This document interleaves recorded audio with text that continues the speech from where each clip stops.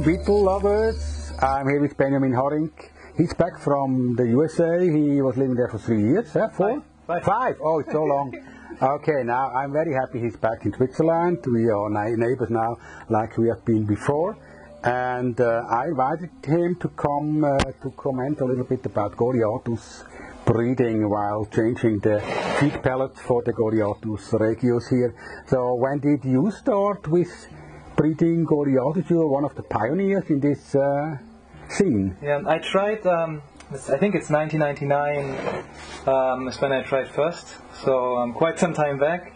But then not too much was known. I think a few people actually knew how to breed them. Maybe what we said, Oren McMonigal was rearing them with cat food or dog food. There was this protein feed discussion, Matthias Frey. But at that point in time, at least of all the people I knew, nobody really was aware of this in 1999, 1998. And there was a lot of theories, at least in Germany. It was like, hey, maybe they feed a special type of acacia tree, maybe they need different temperatures, maybe they just do something else. They have the story about the tree, yeah, the very rare African tree that probably is the reason why we cannot breed them in Europe. Yeah, but then it's not too surprising if you consider how many beetle species there are. And even now, when you get new species, you don't know. It's like it's basically you get like a very short trial period for them to lay eggs. And sometimes, I mean, if you think of Allotopus, the golden stag beetle, it took forever to figure out, hey, they actually need a different mushroom. So this tree theory was probably not too far off. But hey, ultimately, they are feeding or they're eating, I'll say, proteins, right? That's the key part to get them further. Now, it's also from the Japanese breeders. They knew already then you can boost a little bit the growth also of dynasty beetles with protein feed, like cat food or something like that. So probably it was that idea that they brought also to the Goliathus. And they said, I don't know what they eat, so let's put them some fucking cat food in and see, and then it happened. And it worked, So you started 1999 with your own first Goliathus rearing. So I bought 6 larvae in Frankfurt Insect Fair, and they were quite... And how much you paid for them then? 20 marks then.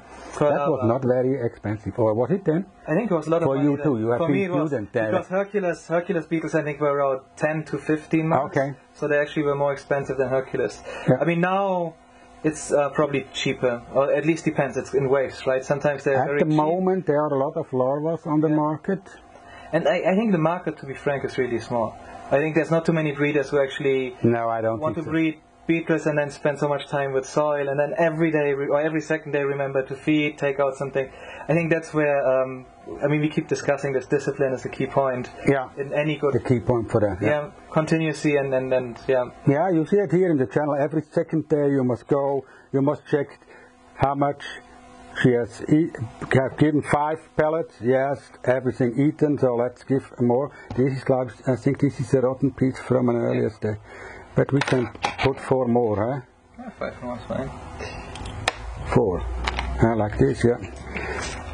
So you have to do that on a regular basis, but you didn't know that at this time. 20 years ago, you had no idea about that. So we thought maybe... See, the thing is, even the protein feeding, nobody, at least again, I knew that they were solely dependent on proteins. It's one thing to just throw in proteins from time to time and actually give them a boost and say, like, maybe they're somewhat omnivorous, so eating everything, versus they're purely carnivorous, like say tiger beetles or something.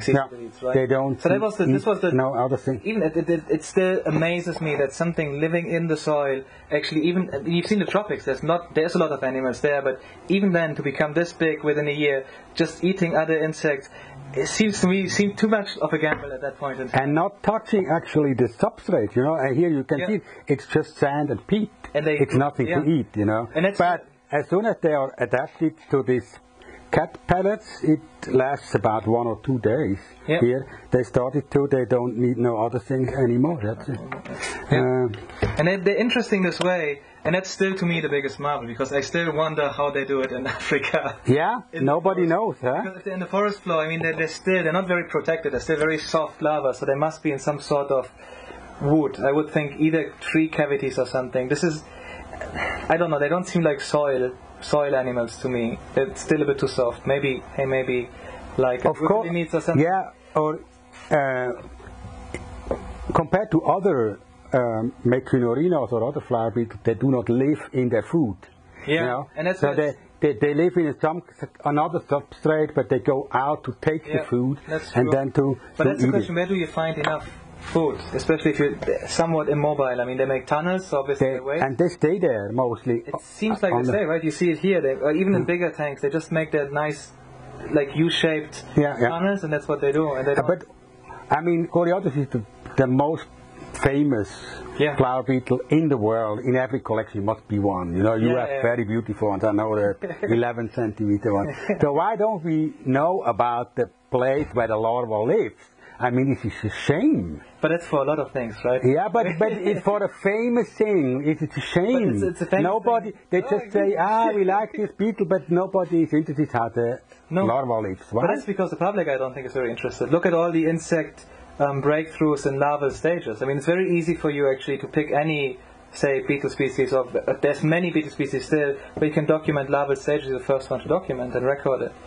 Because people, when they find a larva in the forest, they don't know what it is. And hardly anybody ever takes them, rears them to adulthood, even though you find very interesting species. I found a lot of nice lucanids in Malaysia, which I would have never found by just taking larvae and rearing them later on. But I think there's not enough public interest for those. I think it's a big trip to go to Congo or Cameroon and then search for Goliath larva, even though I think it should be done. I would do it if I had the money. I would do it also. I know that you are also on this, please. Oh, look here. We have an uneaten... You probably have an L3 in one of these. There was one not eaten from... No, maybe it's from 4. It's here, it's still L2, huh? Yeah, but it sits in the tunnel and waits. It waits, okay. Position for food. Nice. So you see that a little bit here? We make a signal, only one, so that we know when it's finished. If it's eaten, we give more food. Yeah, but it ate 3 instead of 4. So 3, you're right. We want more. Yeah, put 2 more. Okay, so it's good you're here, so we can discuss a little bit. You're never too little food, huh? No, but I think Jonathan Lai has achieved breeding quite large ones now. 9 centimeters. I think 9 centimeters was what he made, or larger probably even by now. So and he also documented it very well, like Karl Mayer, who is the man who inspired me for this method. Yeah, and it's still one of the most sophisticated or like simple methods. Let's call it simple. Yeah. And I liked his provision where he said like he put all the lids on like one big on one big lid, so he could just open 10 boxes. And I like when he was writing about his pains of changing substrate or like feeding 100 larvae, and that turns into so much work. So I know that. I know how much work it is. That's really true. But it's also kind of meditation, and if you like to be with yourself, and sometimes I play on a little bit to cool down, that's also a nice work. No, it is. I like it. And I think it's something that you would like too, if you really go into the sensory approach to breeding beetles, not only watching videos, but really do it, and getting... But again, I still believe it requires a very special kind of crazy to like that. It's hard to explain to people who don't keep anything, people who have no interest in, say, animals or pets. They normally have a hard time understanding. I think people who keep animals or like have some pets normally understand why you would get into something. Maybe not necessarily beetle larva, but overall I think it's a very, like you said, tactile hobby. It is good. It's good for the sense. It's very hard to explain how substrate has to be, but when you feel it and smell it, you will always remember. So that's why it's so important. People keep meeting from time to time. Yeah, that's true. Yeah, and you see the right substrate, because, like I said in the beginning, to close that loop, it was a lot of guesswork then. Like we went to the forest, picked wood, and then every time it worked, you were like, okay, you gave mouse embryos to your Goliathus and all the larvae so that you had to.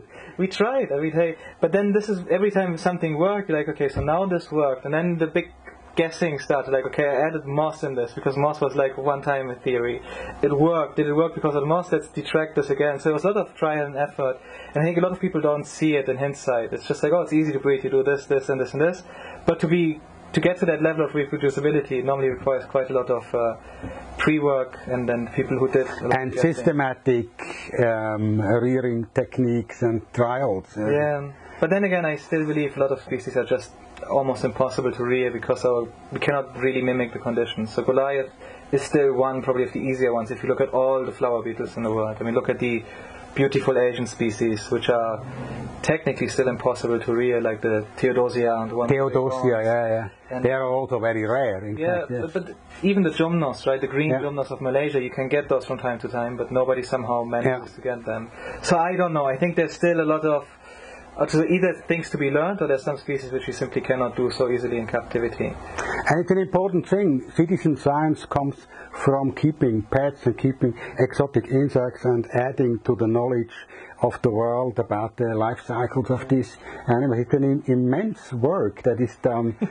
You can see it if you watch the videos every second day. It's a lot of work also adding some new information to our knowledge about the beetles.